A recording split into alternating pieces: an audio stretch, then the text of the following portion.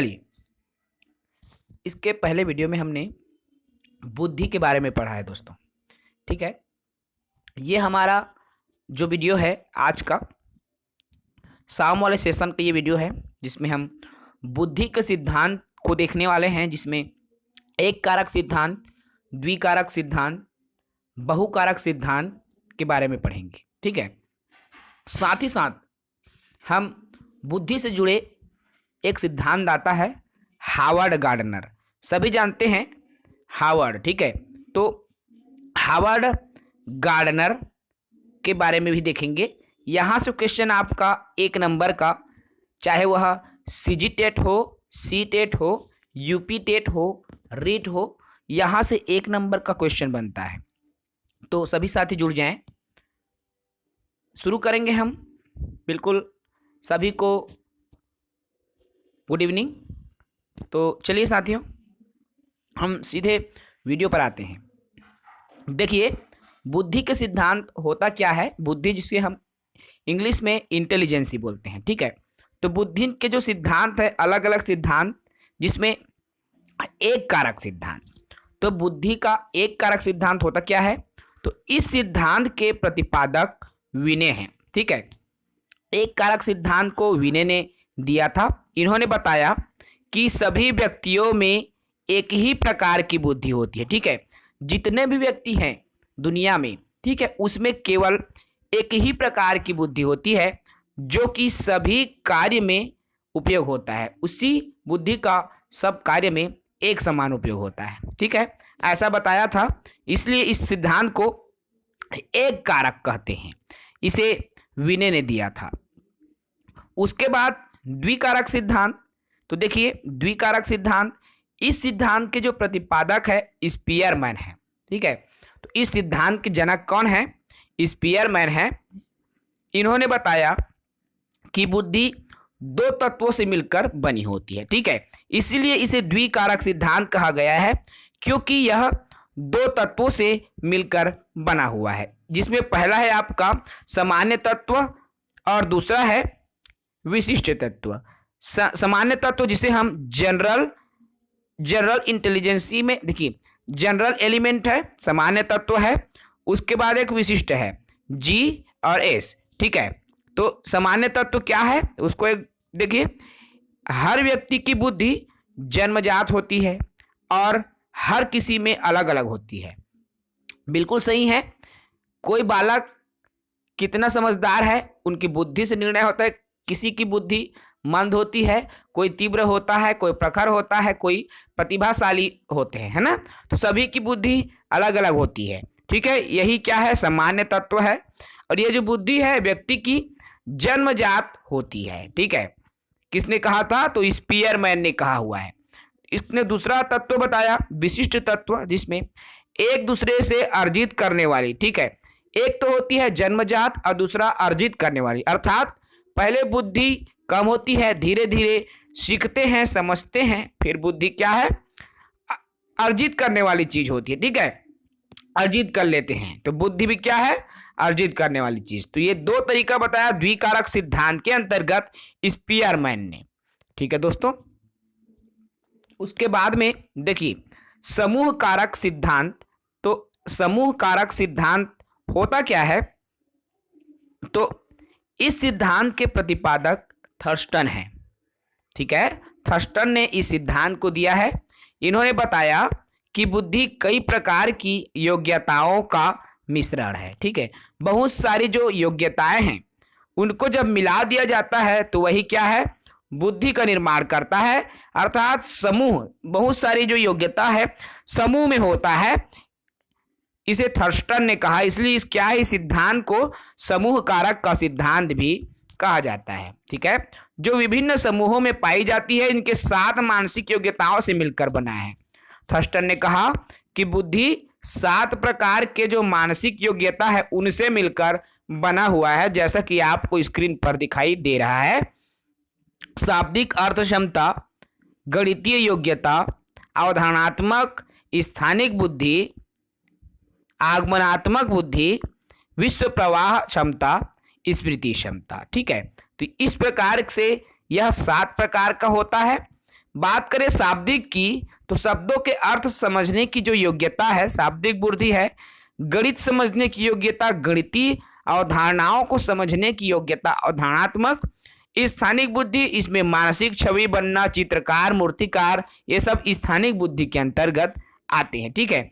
आगमनात्मक बुद्धि, आगमनात्मक आप सभी जानते हैं। उसके बाद में आता है विश्व प्रवाह योजना और स्मृतिप्रद है। इस तरह से बुद्धि 7 तत्वों से मिलकर बना है, जो कि थर्स्टन ने बताया है। उसके बाद में देखिए, ये सिद्धांत मोस्ट इंपॉर्टेंट है। ठीक है, हावर्ड गार्डनर का बहुबुद्धि सिद्धांत। ठीक है, तो हावर्ड गार्डनर ने जो सिद्धांत दिया है, ये क्वेश्चन यहाँ से बहुत सारे एग्जाम्स में आपके क्वेश्चन बनते ही हैं दोस्तों। इस टॉपिक पर गौर से आप स्टडी करेंगे तो देखिए, हावर्ड गार्डनर ने बुद्धि के जो प्रकार बताए हैं, उसमें बुद्धि के इन्होंने 9 प्रकार के बताए हैं। ठीक है, तो बुद्धि के इन 9 प्रकारों पर हम चर्चा करें तो पहला प्रकार है शाब्दिक। शाब्दिक भाषाई बुद्धि, जिसे लिंग्विस्टिक बोलते हैं। तो इसके माध्यम से शब्दों और भाषा का ज्ञान होता है। शाब्दिक बुद्धि से शब्द और भाषा का ज्ञान होता है। जिन व्यक्ति में इनका विकास अधिक होता है वह वकील, पत्रकार, कवि आदि बनते हैं ना। इसमें देखिए, शब्दों को बोलने, व्यक्त करने, जमाने जैसी योग्यताएं या तो वकील में होगा, कवि में होगा या पत्रकार में होगा। इसलिए शाब्दिक भाषाई बुद्धि जिसमें अधिक हो वह वकील, पत्रकार आदि बनते हैं। उसके बाद में देखिए, दूसरा क्या है, तार्किक गणितीय बुद्धि। तो इसमें तार्किक योग्यता, गणितीय क्षमता, गणना करने की जो क्षमता है अधिक होती है।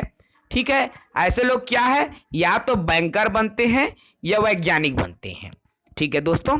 उसके बाद में तीसरा बुद्धि आता है, देखिए, स्थानिक बुद्धि। तो अमूर्त तथ्यों के आधार पर मानसिक छवि बनाना ही स्थानिक बुद्धि है। ठीक है, अमूर्त अर्थात जो चीजें हमारे सामने नहीं हैं, अर्थात जिसे हम नहीं देख सकते, तो अमूर्त सोच, अमूर्त तर्क के आधार पर एक मानसिक छवि का बनाना स्थानिक बुद्धि है। ठीक है, जैसे मूर्तिकार, मूर्तिकार सोच के भी मूर्ति बना लेता है। एक चित्रकार सोच के ही चित्र बना लेता है। आर्किटेक्टर सोच कर ही क्या है दोस्तों, आपका विभिन्न प्रकार के जो घर की डिजाइन है वो बना लेता है ना। तो इस प्रकार से। उसके बाद देखिए, शारीरिक बुद्धि चौथा। तो शारीरिक बुद्धि क्या है, यह शरीर को गति देने वाली बुद्धि होती है। जिन व्यक्तियों में इसका विकास होता है वे या तो अभिनेता बनते हैं। देखिए, शारीरिक बुद्धि इसमें जो गति से संबंधित है, शरीर की गति से चलना, इसमें क्या है, कूदना फांदना जैसे काम ज्यादा होता है। जो एक्ट्रेस रहते हैं उनका काम नाचना कूदना है। एथलीट, डांसर, ये लोग क्या है, शारीरिक गतिक बुद्धि के अंतर्गत आते हैं। इसमें पांचवा है दोस्तों, देखिए, संगीतात्मक। तो संगीतात्मक बुद्धि क्या है, यह संगीत में रुचि वाली होती है ना। जिसमें संगीतात्मक बुद्धि अधिक होगा, ऐसे बालक की रुचि क्या है, संगीत के क्षेत्र में अधिक होगी। जिन व्यक्तियों में इसका विकास अधिक होगा वे या तो सिंगर बनेंगे, इंटरटेनर आदि बनते हैं। ठीक है। छठवा इसमें अंतर्वैयक्तिक बुद्धि। तो अंतर्वैयक्तिक बुद्धि क्या है, इसके द्वारा दूसरे व्यक्ति के साथ कैसे इंटरेक्ट करें, अर्थात कैसे बातचीत करें, यह पता चलता है। ठीक है, तो देखिए, यहां पर 2 चीजें हैं जो कि एक है, यहां देखिए छठवा में अंतर्वैयक्तिक और 7वां यहीं पर अंतःवैयक्तिक। ठीक है, तो इन दोनों चीजों के अंतर को आप पहले समझें। ठीक है, तो अंतर्वैयक्तिक क्या है, इसके द्वारा दूसरे के साथ कैसे बातचीत करें वो समझा जाता है। ठीक है, इनका विकास अधिक हो तो राजनेता, सामाजिक कार्यकर्ता ये बनते हैं। दूसरे के साथ कैसे बातचीत करें ये अंतर में। और अंतः जब आती है, अंतः की बात जब आए तो इस क्या होगा, इसके द्वारा स्वयं, देखिए अंतः नाम सुने होंगे, इसी शब्द पर आप फोकस करें। अंतः, अंतः मतलब स्वयं के। ठीक है, स्वयं के, अंतर्मन, अंतःमन, अंतः मतलब स्वयं। ठीक है, तो स्वयं के बारे में, अर्थात इसमें खुद के बारे में या खुद से बातचीत किया जाता है, खुद के बारे में जानने का प्रयास किया जाता है, तो यही क्या है आपका अंतः वैयक्तिक बुद्धि कहलाता है। इसमें जिसकी बुद्धि अधिक होती है या तो वे आध्यात्मिक गुरु दार्शनिक जैसे बन जाते हैं। ठीक है, तो इस तरह से आप अंतर्वैयक्तिक और अंतः वैयक्तिक को समझ सकते हैं। आठवां है दोस्तों, इसमें देखिए प्रकृतिवादी क्या है। तो इस बुद्धि के व्यक्ति प्रकृति के नजदीक होते हैं। जिन व्यक्ति में इनका विकास अधिक हो वे किसान आदि बन जाते हैं। ठीक है, तो जिस व्यक्ति में इसकी अर्थात प्रकृतिवादी बुद्धि अधिक होती है वे प्रकृति के ही नजदीक रहना चाहते हैं, तो ऐसे व्यक्ति किसान आदि बन जाते हैं। ठीक है, उसके बाद में आता है आपका 9वां पॉइंट, अस्तित्ववादी बुद्धि। तो इस बुद्धि के व्यक्ति हर चीज के अस्तित्व के बारे में सोचते हैं कि यदि पृथ्वी है तो उनका अस्तित्व क्या है, क्यों है, अगर ये ब्रह्मांड है तो क्यों है। ठीक है, क्या, क्यों, कैसे जैसे सवाल जब आने लगे तो क्या है अस्तित्ववादी बुद्धि उसके मन में अधिक है। ठीक है, तो जैसे इस दुनिया में हम क्यों आए, भगवान कौन है, ये सभी चीजें, तो ऐसे लोग क्या है साधु संत बनते हैं, फिलोसोफर आदि बनते हैं। तो इस प्रकार हावर्ड गार्डनर ने 9 प्रकार के बुद्धि बताए हैं। ठीक है, तो ये मोस्ट इंपॉर्टेंट जो सिद्धांत है।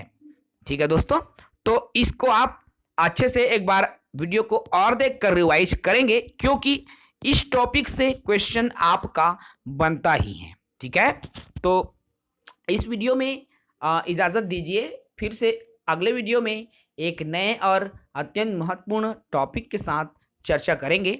जय हिंद।